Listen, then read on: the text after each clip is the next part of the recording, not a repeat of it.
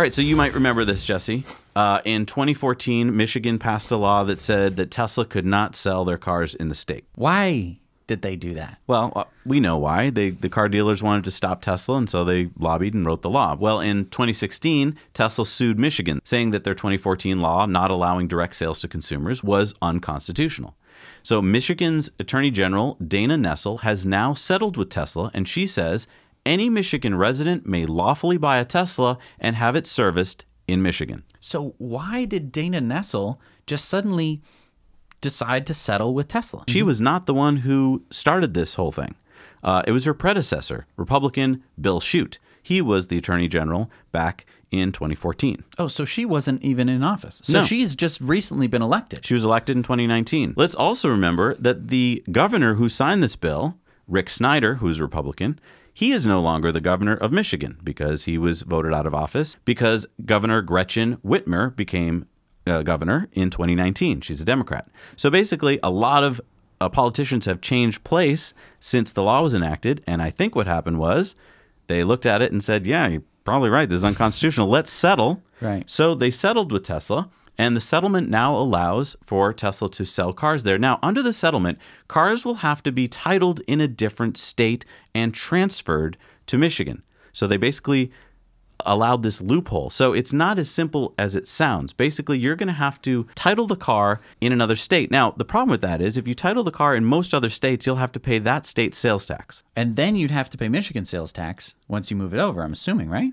Right. So I'm guessing that they're going to, there's only 5 states in the U.S. where there is no sales tax on cars. That would be Montana, Alaska, Delaware, Oregon, and New Hampshire. So I'm guessing that Tesla is going to set up some kind of, way of doing this through a Tesla subsidiary or something so that they can handle the paperwork for Michigan residents.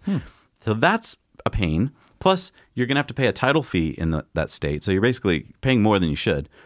But at least the loophole allows Michigan residents to get their car. Now, the second loophole is that if you want your car to be serviced in Michigan, Tesla has to set up a wholly owned subsidiary to allow their repair centers to operate under. Wow. It's really ridiculous because instead of revamping the law, they're just kind of finding loopholes in the law. So, Michigan, clean this up. Right. Get rid of this law. Let's do it right. And let's stop this nonsense. But the good news is the largest population state that had been stopping Tesla is no longer stopping Tesla. Tesla is winning this battle. Right. And the really exciting thing for me is what is in Michigan? Detroit. Detroit's in Michigan. And for the longest time, all these guys in Detroit, I don't know if they stay in Detroit a lot or what, or if they think that everywhere else is like some kind of fancy land. They probably aren't seeing that many Teslas outside their door. One of the weird things that happened recently was that we saw, Herbert Diess and people like this seem to just switch their minds almost overnight. And it was mostly German automakers. And I think what happened was Tesla began their deliveries in Europe of the Model 3. And basically there was no there weren't certain sections of Germany that weren't able to do this. There was no Michigan in Germany. And so the Model 3s just proliferated, went everywhere. You see them everywhere. Yep. And I think what happened was they started seeing them and going oh, this is for real. And you're not seeing that in Michigan and in Detroit. And so they haven't caught on yet.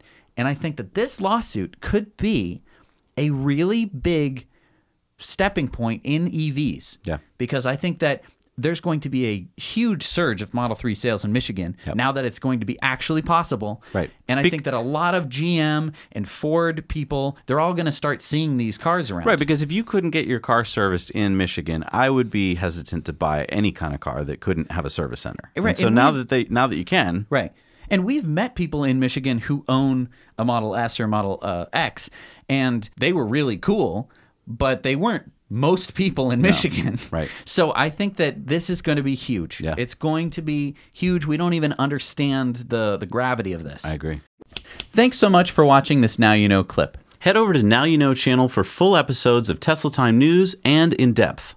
And if you want to treat yourself and your family to something amazing, check this out. Jesse and I have been enjoying Masterclass, where we've been learning all sorts of fun topics from the masters themselves. Magic from Penn and Teller. Yes, that Penn and Teller. Filmmaking from Spike Lee. Yeah, that Spike Lee.